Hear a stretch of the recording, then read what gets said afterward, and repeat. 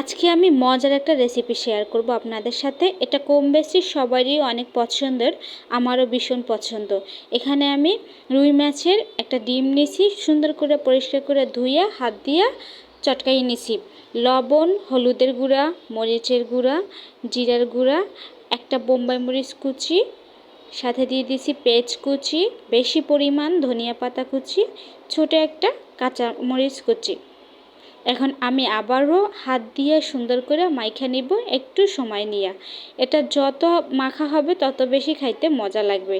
আমি সুন্দর করে হাত দিয়ে আস্তে আস্তে মাইখা আমি এটা 10 মিনিটের জন্য এক সাইডে রেস্টে রাইখা দিব। এই মাছের ডিম আসলেই একটা অসাধারণ, এটা কম বেশি সবাই খায়। যে কোনো মাছের ডিমই কিন্তু আমাদের অনেক প্রিয়।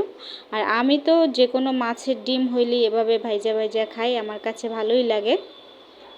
আমার মাখা শেষ। আমি এখন ফ্রাই প্যানে তেল হালকা একটু গরম করে চামচ দিয়ে গোল গোল করে দিব, যাতে দেখতেও সুন্দর লাগে আর খাইতে তো এটা এমনিতেই অসাধারণ হবে।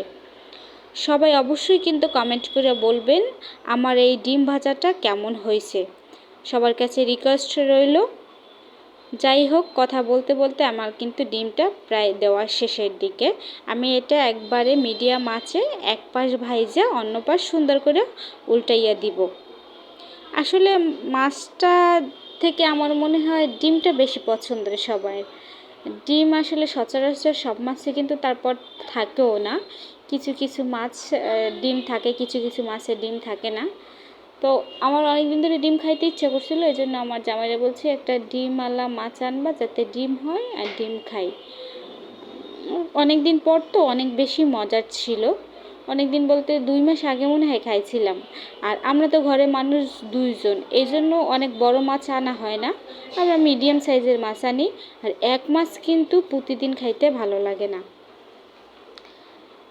যাই হোক, কথা বলতে বলতে আমার কিন্তু ডিমটা ভাজা প্রায় শেষের দিকে। এখন আমি সুন্দর করে প্রথমে আমার জামাই কিন্তু প্লেট নিয়ে দাঁড়াইয়েছে যে গরম গরম আগে আমারে দিবা, পরে তুমি খাবা। আমি বলছি ওকে, কোনো সমস্যা নাই। প্রথমে আমি একটা উঠাইয়াই আমার জামার বাটিতে দিয়া পরে আমি আমার বাটিতে নিছি। আসলে এটা খালিও খাওয়া যায়, ভাতের সাথেও খাওয়া যায়। তো আমরা প্রথমে একটা একটা করে খালি খাইছি। এই যে আমার জামাইরে দিলাম, এখন আমি নিব। আর তারপর আমরা ভাত দিয়ে খাইছিলাম। যাই হোক, সবাই ভালো থাকবেন। আল্লাহ হাফেজ। দেখা হবে অন্য কোনো ভিডিওতে। শুভরাত্রি বন্ধুরা। এই ডিমের কালারটা যে এত সুন্দর আসছিল কি বলবো, মাশাআল্লাহ।